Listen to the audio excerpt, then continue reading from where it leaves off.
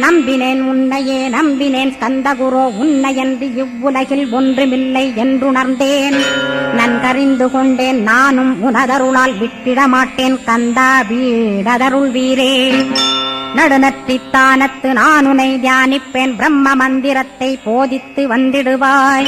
சுழுமுனை மார்க்கமாய் ஜோதியைக் காட்டிடுவாய், சிவயோகியாக எனச் செய்திடும் குருநாதா.